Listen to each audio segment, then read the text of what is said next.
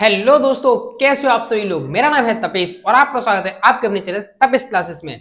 तो ध्यान से देखिएगा, हमारी जीओसी के लेक्चर चल रहे हैं एंड उसके अंदर हम इंडक्टिव इफेक्ट की चर्चाएं कर रहे हैं। तो लास्ट क्लास में हमने इंडक्टिव इफेक्ट के बारे में क्या क्या पढ़ लिया है, तो एक बार थोड़ा सा रिकैप करते हैं। तो हमने बताया था, इंडक्टिव इफेक्ट पढ़ा दिया पर लेकिन उसके अंदर हम पहुंच गए हैं। इंडक्टिव इफेक्ट दो तरीके का होता है, तो होता है प्लस आई इंडक्टिव प्लस आई, एक होता है माइनस आई। तो हमारी जो बातें चल रही है वो प्लस आई यानी कि पॉजिटिव इंडक्टिव इफेक्ट को लेकर चल रही है। और हमने इसकी शुरुआत कहां से हुई थी, कैसे कैसे हुई थी, उसके बारे में भी चर्चा डिटेल में की हुई है और आप प्रीवियस वीडियो में आप जाके देख सकते हो। तो हमने यहाँ पे बताया था कि जो प्लस आई इफेक्ट होता है वो चार, वहां पे जो ग्रुप होते हैं वो चार तरीके के ग्रुप होते हैं। कितने तरीके के? चार तरीके के। या तो वो ग्रुप एनायनिक ग्रुप हो सकते हैं। कैसे ग्रुप? एनायनिक ग्रुप हो सकते हैं। या तो वो एल्काइल ग्रुप हो सकते हैं, एल्काइल ग्रुप हो सकते हैं। या तो वो हाइड्रोजन, हमने रेफरेंस लिया था यानी कि हाइड्रोजन के वहां पे आए थे आइसोटॉप्स। क्या आए थे? Isotopes, isotopes of hydrogen. या फिर जो लो इलेक्ट्रोनेगेटिविटी रखते हैं जैसे कि MgH, MgCH3, ऐसे SiCH3, ऐसे हमने ग्रुप लिए थे, तो उनको मैं यहाँ पे न्यूट्रल कह देता हूं। कैसे? Neutral group. तो ये लगभग हमारे प्लस आई जो ग्रुप होते हैं वो चार तरीके के थे, वो इस तरीके के मैं आपको डिटेल में बता रहा हूं। और लास्ट क्लास में हमने डिस्कशन किया था कि हमने आपको बताना है, यानी कि हमें आपको बताना है कि इनके भीतर कैसे कैसे कंपेरिजन होती है। पहले इनके भीतर जानेंगे, फिर इन सब में जानेंगे कि कैसे कैसे कंपेरिजन होगी। तो एल्काइल ग्रुप के भीतर हमने बताया था आपको एक रूल पढ़ना होता है, और किसके? प्लस आई में। तो कहते हैं D B N, D B N. यहाँ पे डी का मतलब होता है क्या? डी का मतलब होता है डिस्टेंस। क्या? डिस्टेंस। बी का मतलब होता है ब्रांचिंग। क्या होता है? बी का मतलब ब्रांचिंग। और एन का मतलब होता है नंबर ऑफ कार्बन। एन का मतलब नंबर ऑफ कार्बन। तो डिस्टेंस के लिए फॉर्मूला क्या था कि plus I effect inversely proportional होता है किसके? डिस्टेंस के। और plus I effect directly proportional होता है किसके? ब्रांचिंग के। और लास्ट था plus I effect directly proportional होता है नंबर ऑफ कार्बन के। यानी कि आपको प्लस आई इफेक्ट देखना है तो डिस्टेंस कम होनी चाहिए, ब्रांचिंग ज्यादा होनी चाहिए, नंबर ऑफ कार्बन भी ज्यादा होनी चाहिए। ये सब कहानी पीछे वाली है, यानी जो हमने प्रीवियस क्लासेस में डिस्कशन की है। एंड आज की कहानी जो होने वाली है वो होने वाली है एनायनिक ग्रुप की कंपेरिजन कैसे होगी, and isotopes of hydrogen and neutral group, इन सभी की कंपेरिजन। और जहां तक है कि आज हम इन सभी में ओवरऑल कंक्लूजन क्या निकलेगा, कभी किसी मॉलिक्यूल में ये चारों चारों एक साथ आ गए, यानी एनायनिक ग्रुप भी लगा है, एल्काइल भी लगा है, आइसोटॉप्स ऑफ हाइड्रोजन भी है, यानी न्यूट्रल ग्रुप भी है, तो हम किसको प्रायोरिटी ज्यादा देंगे, यानी प्रायोरिटी किसको पहले देंगे। तो याद रहे, इसे पढ़ने से पहले हम पहले इनके भीतर जानते हैं, तब हम कंपेरिजन करेंगे। ध्यान से देखिएगा, इसको समझने के लिए ध्यान से देखिएगा। इसको मेरे साथ रफ करते हैं, ठीक है। अब याद रहे, अब हम पढ़ने वाले हैं, लास्ट क्लास में हमने एल्काइल ग्रुप का कंपेरिजन तो पढ़ लिया, अब हम पढ़ते हैं एनायनिक ग्रुप। किसके कंपेरिजन पढ़ते हैं? यानी सेकंड, पहला एल्काइल ग्रुप खत्म हो चुका है, अब पढ़ते हैं एनायनिक ग्रुप। एनायनिक ग्रुप किसका पढ़ने वाले? प्लस आई इफेक्ट, यानी प्लस आई एनायनिक ग्रुप पर कैसे कैसे इफेक्ट पड़ता है, किसका ज्यादा होता है प्लस आई, किसका कम होता है, यानी वो स्पीसीज जो नेगेटिव चार्ज रखती हैं। तो ध्यान से देखिएगा, इसका फॉर्मूला होता है कुछ, उसे हम समझेंगे भी। सबसे पहले ध्यान से देखिएगा, एग्जांपल लेते हैं। जैसे इधर लिखा है CH2 और इसके ऊपर लगाया मैंने नेगेटिव। आसान है एकदम, नेगेटिव है तो इलेक्ट्रॉन डेंसिटी ज्यादा है, तो कहीं ना कहीं इलेक्ट्रॉन विड्रॉ ही कर रहा, इलेक्ट्रॉन डोनेट ही कर रहा होगा। क्या कर रहा होगा? इलेक्ट्रॉन डोनेट कर रहा होगा, ठीक है। एंड एक एग्जांपल लेते हैं NH नेगेटिव, ठीक है। नेगेटिव स्पीसीज है, इलेक्ट्रॉन डेंसिटी भर भर के है, तो कहीं ना कहीं इलेक्ट्रॉन डोनेट ही कर रहा होगा। एक एग्जांपल लेते हैं COO नेगेटिव, O के ऊपर नेगेटिव है, कहीं ना कहीं ये भी इलेक्ट्रॉन डोनेट कर रहा होगा। एक एग्जांपल लेते हैं O नेगेटिव, ये भी कुछ ऐसे कर रहा होगा। अब ये मैंने नेगेटिव स्पीसीज ली, क्या ली? Negative species. अब आपको इनमें कंपेरिजन करनी है। भाई ये तो पता है कि ये सबके सब प्लस आई इफेक्ट यानी प्लस आई ग्रुप है, अब इनमें कंपेरिजन करनी है। तो ध्यान से देखिएगा, कहीं ना कहीं याद करो वो समय जब हमने इलेक्ट्रोनेगेटिविटी पढ़ाई थी, तो थोड़ा सा याद करना कि इलेक्ट्रोनेगेटिविटी का मतलब होता है इलेक्ट्रॉन को खींचना, इलेक्ट्रॉन को खींचना। जैसे हम कहते हैं कि एलिमेंट्स में कि सबसे ज्यादा जो इलेक्ट्रोनेगेटिविटी होती है वो फ्लोरीन की होती है। F, फिर लेते हैं O, फिर लेते हैं N, FON, फिर Cl, फिर Br, फिर ISPCH। इसकी हमने आपको ट्रिक भी बताई हुई है, इसको कहते हैं फोन कल बारिश ISP चोर है। क्या ट्रिक? फोन कल बारिश ISP चोर है। ये इलेक्ट्रोनेगेटिविटी की ट्रिक है, यानी कि सबसे ज्यादा जो इलेक्ट्रोनेगेटिविटी है वो फ्लोरीन की है। इसका मीन्स है कि इलेक्ट्रॉन खींचने की जो पावर है वो सबसे ज्यादा फ्लोरीन की है। अब तुम खुद सोचो एक बार, कोई इलेक्ट्रॉन ज्यादा खींचना चाहता है तो इलेक्ट्रॉन देना क्यों चाहेगा? आसान सा एकदम कॉमन सेंस लगाया जाए, जो हमसे पहले कह दिया गया है, हमने पहले से पढ़ रखा है कि फ्लोरीन की इलेक्ट्रोनेगेटिविटी ज्यादा होती है, तो इलेक्ट्रॉन ये डोनेट क्यों करेगा? नहीं करेगा। ठीक है, अब इसकी इलेक्ट्रोनेगेटिविटी ज्यादा, तो ये इलेक्ट्रॉन खींचना चाहता है, तो कहीं ना कहीं इसके ऊपर नेगेटिव चार्ज आ भी जाए तो अपने आप को एक स्टेबल रखेगा, क्योंकि चाहता ही है पहले से इलेक्ट्रॉन को खींचना। और नेगेटिव का ही मतलब होता है कि इलेक्ट्रॉन आ गए तो चलो ये झेल सकता है, क्योंकि इससे चाहता भी है। ठीक है, पर लेकिन यदि यही काम कार्बन के साथ कर दिया जाए, क्योंकि कार्बन की इलेक्ट्रोनेगेटिविटी फ्लोरीन के मुकाबले बहुत कम है, कार्बन की इलेक्ट्रोनेगेटिविटी फ्लोरीन के सामने बहुत कम है, कार्बन की इलेक्ट्रोनेगेटिविटी फ्लोरीन के सामने बहुत कम है, तो कार्बन इलेक्ट्रॉन खींचना नहीं चाहता इतना, पर लेकिन फिर भी इसके ऊपर नेगेटिव लगा दिया गया, यानी कि इलेक्ट्रॉन आ गई, पर ये चाहता तो नहीं था, तो इलेक्ट्रॉन को क्या करेगा? देना चाहेगा, यानी कि डोनेट करेगा, ये अनस्टेबल बन जाएगा। तो हम कह सकते हैं कि नेगेटिव यानी इलेक्ट्रॉन नेगेटिविटी जिसकी ज्यादा होती है उसके ऊपर नेगेटिव चार्ज तो स्टेबल होता है, जिसकी इलेक्ट्रोनेगेटिविटी कम होती है उसके ऊपर नेगेटिव चार्ज अनस्टेबल होता है। तो ठीक है, तो ऐसे ही ये कंपेरिजन आप आसानी से कर लोगे। आप खुद सोच के बताओ, यहाँ पे जो नेगेटिव है वो कार्बन पे है, यहाँ पे नाइट्रोजन पे।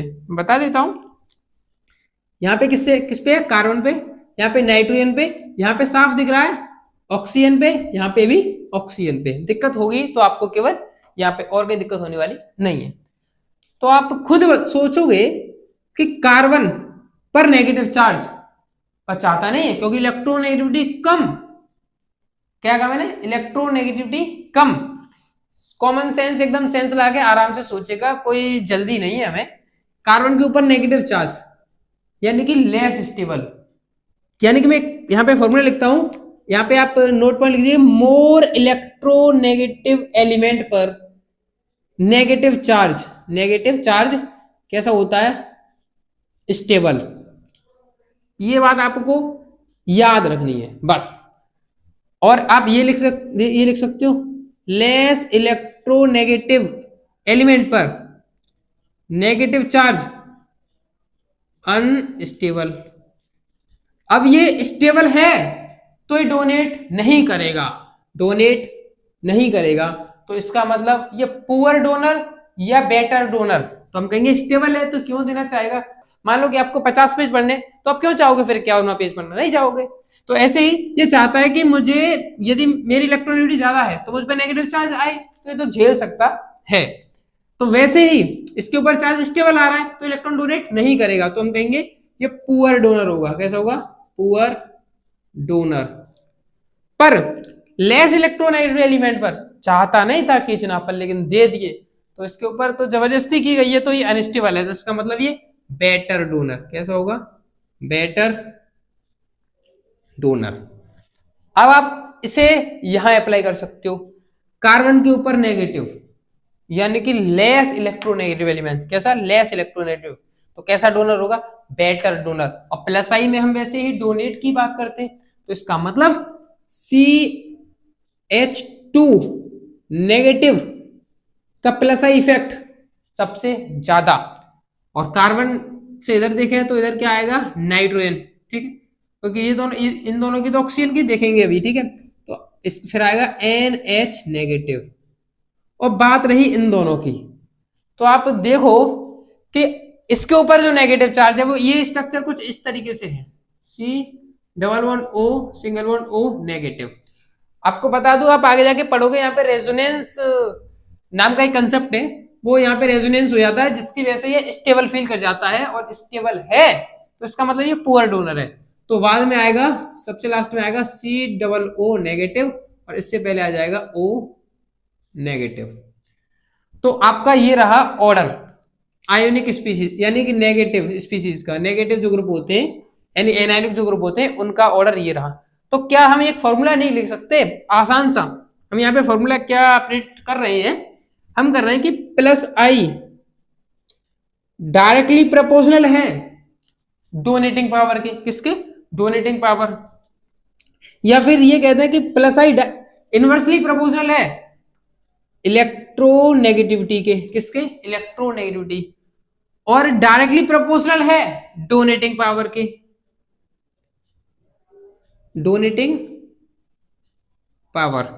तो ये रहा आपका फॉर्मूला आपके सामने और आपने ये तैयार कर लिया है इसे देख देख कर आराम से, ठीक है। क्या कहा कि +I जो नेचर होता है वो इनवर्सली प्रोपोर्शनल होता है इलेक्ट्रोनेगेटिविटी के, क्योंकि साफ कहा कार्बन की इलेक्ट्रोनेगेटिविटी कम थी, नेगेटिव चार्ज आया। भाई +I का मतलब होता है इलेक्ट्रॉन डोनेट करना, तो नेगेटिव चार्ज आया। तो अब फिर क्या हो रहा था, उसकी इलेक्ट्रोनेगेटिविटी कम उसकी कार्बन की, तो इसका मतलब उसका +I ज्यादा। देखो ना, ज्यादा तो है। अब फ्लोरीन, सॉरी, अब यहाँ पे आया ऑक्सीजन, नाइट्रोजन लिख लो, नाइट्रोजन की तो कार्बन से तो ज्यादा इलेक्ट्रोनेगेटिविटी ज्यादा, तो उसका इंडक्टिव +I इफेक्ट कैसा? कम, तो नाइट्रोजन बाद में आया। ऑक्सीजन की और ज्यादा, तो और बाद में आया। और वहां पे कंसेप्ट लग गया आपका कौन सा, यहाँ पे लिख लो, यहाँ पे कंसेप्ट आया रेजोनेंस। रेजोनेंस से ये कैसा फील कर रहा है? स्टेबल। कैसा कर रहा है? स्टेबल।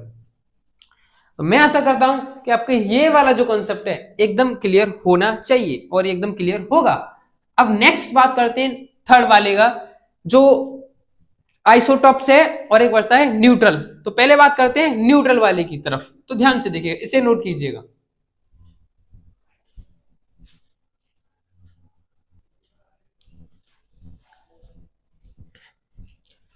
तो ध्यान से देखिएगा, अब हम चलते हैं न्यूट्रल ग्रुप्स की कहानी पर।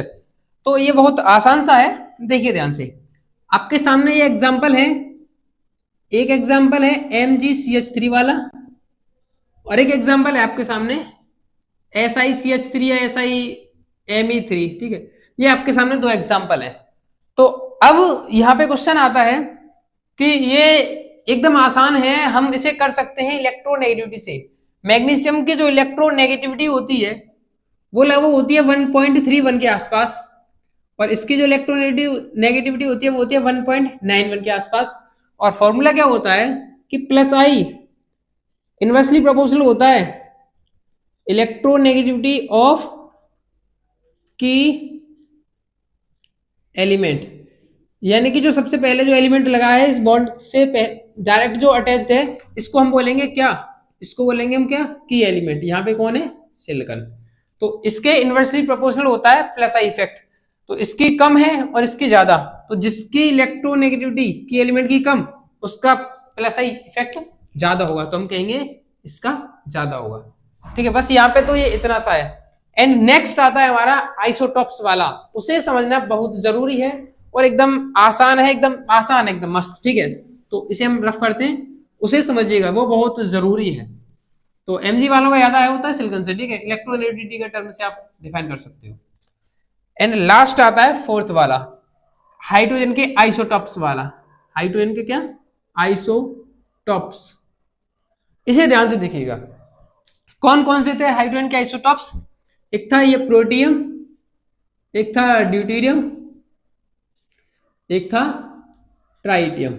इसको हम कुछ ऐसे रिप्रेजेंट कर देते हैं, ध्यान से देखिए, इसे H, इसको D और इसको T।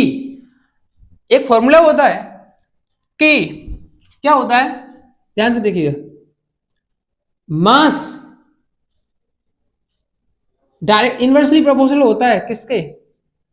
बॉन्ड लेंथ के। मास इनवर्सली प्रोपोर्शनल होता है किसके? बॉन्ड लेंथ के। मास इनवर्स, या फिर ये कह देते हैं बॉन्ड लेंथ इनवर्सली प्रोपोर्शनल होती है मास के। तो फॉर्मूला क्या है आपके सामने? मास इनवर्सली प्रोपोर्शनल होता है बॉन्ड लेंथ के। तो ध्यान से देखा जाए, इसका मास कितना है? 3, इसका मास 2, इसका मास 1। तो अभी मैं थोड़ी बॉन्ड लेंथ की बात करूं इनके बारे में। किसके बारे में? इन सभी के बारे में। बॉन्ड लेंथ की बात करूं तो मैं ऐसे लिखता हूं, कार्बन के साथ मैंने एक बार हाइड्रोजन जोड़ा, एक बार मैंने कार्बन के साथ ड्यूटेरियम जोड़ा, एक बार कार्बन के साथ मैंने ट्राइटियम जोड़ा। तो आप साफ कह दोगे कि इसकी ट्राइटियम जो है इसका मास तो बहुत ज्यादा है, तो इसका मास ज्यादा तो इसकी बॉन्ड लेंथ बहुत कम, यानी जो 1H1 है, H जो है उसका मास सबसे कम है तो उसकी बॉन्ड लेंथ बहुत ज्यादा। तो इसका मतलब इसकी बॉन्ड लेंथ बहुत ज्यादा, इस वाले की थोड़ी कम और उस वाले की सबसे कम। जिसका मास ज्यादा उसकी बॉन्ड लेंथ बहुत कम, तो यानी ट्राइटियम वाले की जो बॉन्ड लेंथ होगी वो सबसे कम होगी। ठीक है, अब मैं फिर बता रहा हूं कॉमन सेंस का यूज करें, बहुत आसान है, एकदम आसान है। ठीक है, अब थोड़ा सा इसे थोड़ा सा आगे बढ़ाते हैं, थोड़ा सा। अब यहां पे बात करते हैं बॉन्ड एनर्जी और बॉन्ड स्ट्रेंथ की भी बात करेंगे। अब सबसे पहले चलो बात उसी की कर लेते हैं। अब हम बात कर रहे हैं प्लस आई इफेक्ट के बारे में। अब यहाँ पे किसकी बात कर रहे हैं? प्लस आई इफेक्ट की।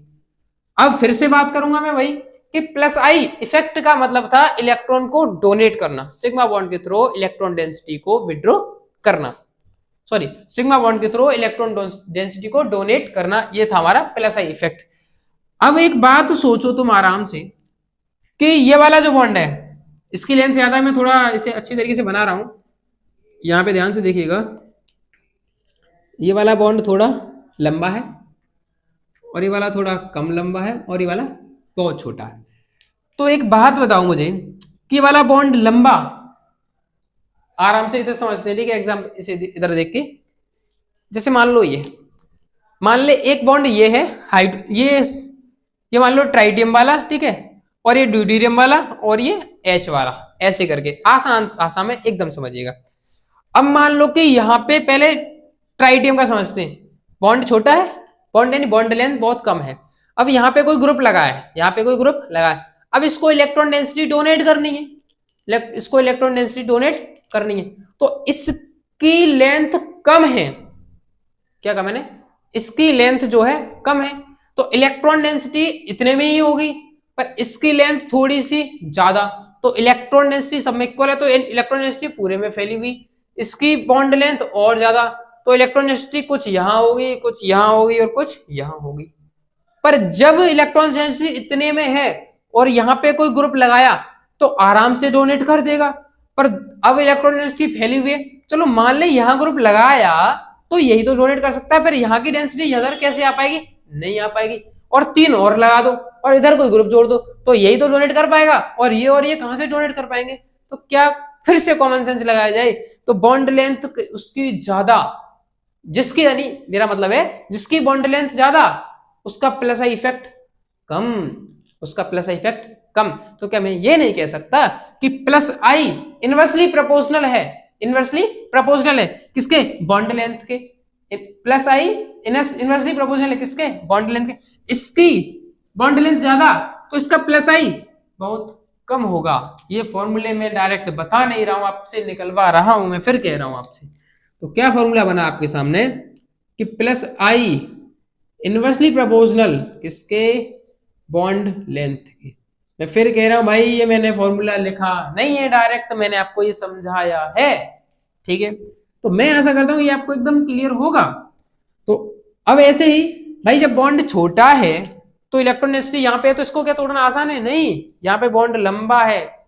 आप खुद बताओ, आप एक इतनी सी लकड़ी लो, एक इतनी बड़ी लकड़ी लो, आपको सबकी स्ट्रेंथ सेम लगनी, ऐसा नहीं कि एक पतली ले रहे हैं एक मोटी ले रहे हैं, तो ये तो गलत है भाई, ये तो नाइंसाफी कर रहे हो आप। एक ये लो, एक ये लो लकड़ी और एक ये लो, यानी सिंगल। अब ये भी ये है एक लकड़ी, एक लकड़ी, एक ये है। क्या ऐसा नहीं लग रहा ये वाली जो लंबी है इसको हम आसानी से तोड़ सकते हैं? आपने ये कहानी बचपन में पढ़ी भी होगी, ये कहानी ठीक है दी जाती है, तो इस वाली लकड़ी को हम आसानी से तोड़ सकते हैं, इसको इतना तोड़ना आसान नहीं है, ठीक है। तो मैं कहूं यहाँ पे बॉन्ड स्ट्रेंथ की कहानी, बॉन्ड एनर्जी की भी कह लो, या फिर इसे बॉन्ड स्ट्रेंथ, तो क्या होगा? ऑर्डर कुछ ही होने वाला है। मैं ऐसा करता हूं आपके ये वाला एकदम कंसेप्ट क्लियर होगा। अब ऐसे ही अब मैं कहूं कि प्लस आई का ऑर्डर बताइए मुझे किसका, क्योंकि मुझे इससे क्या मतलब, पर लेकिन इनके बिना मतलब कि हम ये तो निकाल नहीं पा रहे थे ना, तो बस इसीलिए। तो प्लस आई का क्या क्या ऑर्डर होने वाला है, ट्राइटियम की ज्यादा होगी, फिर आएगा ड्यूटेरियम, फिर आएगा सबसे लास्ट में आएगा एच। ठीक है, वैसे में एच से कोई मतलब है नहीं ज्यादा, यानी कि ट्राइटियम की ज्यादा है फिर ड्यूटेरियम से, बस यही हमारा कंसेप्ट था आज का। पर अब हमें ये भी तो पता करना है, देखो हमने एल्काइल ग्रुप की पढ़ ली, हमने आइसोटॉप्स की पढ़ ली, नेगेटिव वालों की पढ़ ली, न्यूट्रल वालों की पढ़ ली। ठीक है, अब हमें उन चारों को एक साथ रखना है, उन चारों का कंक्लूजन भी निकालना है कि सबसे पहले कौन। तो अभी स्टार्ट करते हैं उसे, वीडियो को बंद मत कीजिएगा, आप कंटिन्यू पढ़िएगा। ठीक है, तो अब देखते हैं ओवरऑल कंक्लूजन क्या निकलने वाला है। तो बहुत आसान से एकदम देखेगा। अब बात करते हुए हैं हम क्या, ओवरऑल कंक्लूजन।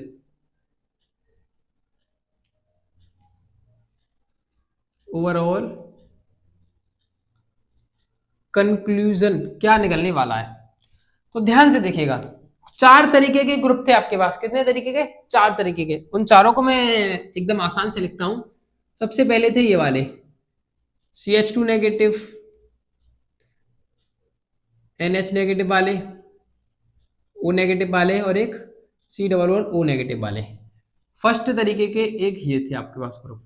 ठीक है, एक सेकंड तरीके के आपके पास थे, आप कोई सी लिख लो, एल्काइल लिख लो। ठीक है, यहाँ पे CH3 लिख लो, या फिर अगला आएगा C2H5, C3H7, C4H9। ये रहे आपके एल्काइल ग्रुप। ये कौन से हैं, एल्काइल ग्रुप। ये वाले हैं एनायनिक, ये वाले हैं एनायनिक ग्रुप। ये है एल्काइल ग्रुप।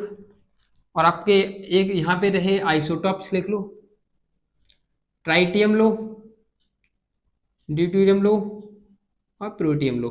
ठीक है, ये भी तो है आपके, सबको लिखना है, वह सबका नंबर आएगा, सबको देखना है कौन कैसे कैसे है।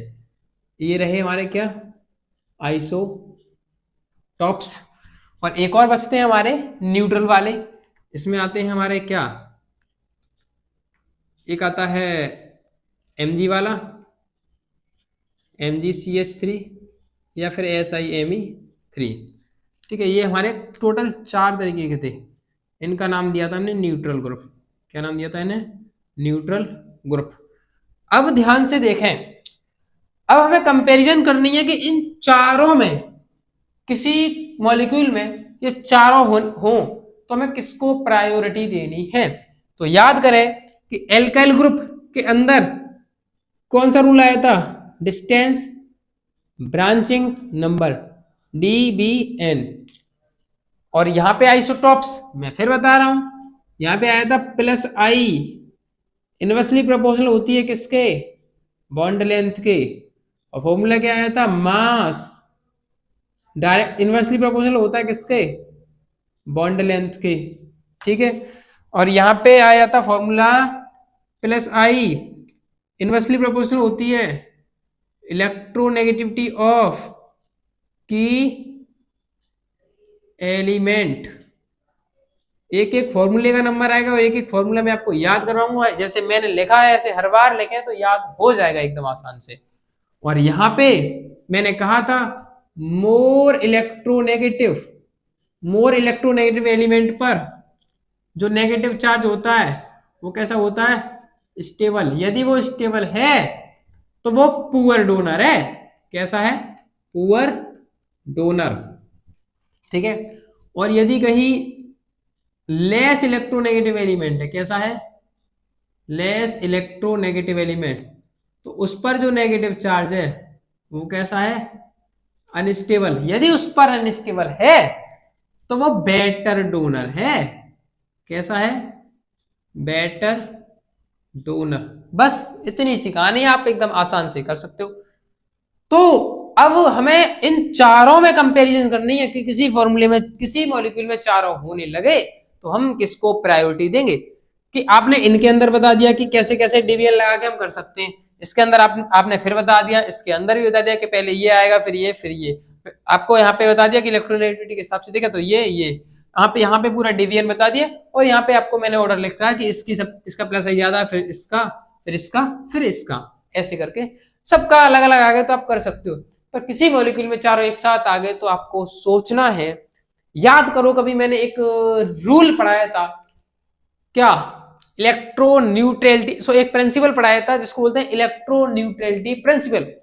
वो कहता है हमसे every species try to become neutral. दुनिया में हर स्पीसीज चाहती है न्यूट्रल होना। कोई, जैसे आप ह्यूमन बीइंग्स में हम चाहते हैं ना तो हम किसी से कर्ज लें ना हम किसी को कर्ज दें, वैसे ही हमारी केमिस्ट्री में कोई ये नहीं चाहता कि मेरे ऊपर या तो नेगेटिव आए ना तो पॉजिटिव आए, क्योंकि हर स्पीसीज चाहती है न्यूट्रल होना। तो यहाँ पे एक रूल आता है, एक प्रिंसिपल आता है, इलेक्ट्रॉन न्यूट्रलिटी प्रिंसिपल। क्या कहता है वो कि every species try to become neutral. दुनिया में हर स्पीसीज चाहती है न्यूट्रल होना, ना तो उसके ऊपर पॉजिटिव आए ना तो नेगेटिव आए। चार्ज कैसा भी हो, चार्ज गंदा ही होता है। क्या कहा मैंने, चार्ज कैसा भी हो गंदा ही होता है, ठीक। तो ऐसा नहीं लग रहा कि जब सबसे पहले डोनेट करने की बात आएगी तो सबसे पहले चार्ज वाला ही भागेगा डोनेट करने के लिए। तो क्या हम ये नहीं कह सकते कि प्रायोरिटी नंबर फर्स्ट। सब, यदि यहाँ पे चारों में सबसे पहले किसी मॉलिक्यूल में नेगेटिव स्पीशीज दिख जाए तो आंख बंद करके लगा दो कि नेगेटिव प्रायोरिटी में सबसे ऊपर आएगा नेगेटिव वाले स्पीशीज, ठीक है। यानी कि सबसे पहले हम इसे देखेंगे, बाद में देखेंगे इन सबको। तो अब हमें देखना है जिसकी इलेक्ट्रोनेगेटिविटी इनसे कम होती हो। तो याद करो जब मैंने कहा था तो मैंने कहा था कि इनके ही पास आते हैं हमारे न्यूट्रल ग्रुप जिनकी इलेक्ट्रोनेगेटिविटी लगभग इनसे ही कम होती है, तो वो भी इलेक्ट्रॉन पहले देना पसंद करते हैं। तो सेकंड नंबर पे आएंगे हमारे न्यूट्रल ग्रुप वाले। ये कौन से नंबर पे आएंगे, सेकंड। यदि ये ना हो तो हम इसको देंगे first priority. And third number पे आएंगे इनके पास आने वाले ये वाले लोग, तो ये आएंगे एल्काइल ग्रुप थर्ड नंबर पे। एंड फोर्थ नंबर पे आएंगे आपके आइसोटॉप्स। तो क्या कहा मैंने, ध्यान से समझिएगा। किसी मॉलिक्यूल में यदि ये चारों हो एक साथ तो आपको सबसे पहले देखना है कि यदि कहीं आयोनिक ग्रुप लगा है तो उसको प्रायोरिटी नंबर 1 देनी, प्रायोरिटी फर्स्ट। सेकंड प्रायोरिटी देनी है आपको न्यूट्रल वालों को, थर्ड प्रायोरिटी देनी है आपको एल्काइल ग्रुप वालों को, एंड फोर्थ प्रायोरिटी देनी है आपको आइसोटॉप्स वालों को।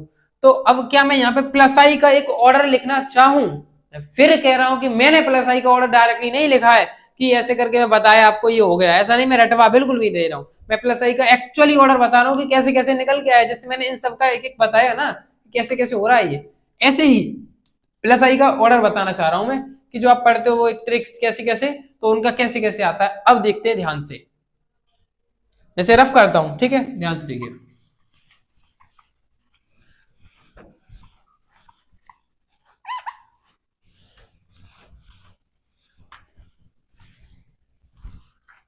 तो हम कहेंगे क्या कि सबसे पहले आया हमारा क्या, सबसे पहले आए हमारे एनायनिक ग्रुप, सबसे पहले आए हमारे एनायनिक ग्रुप।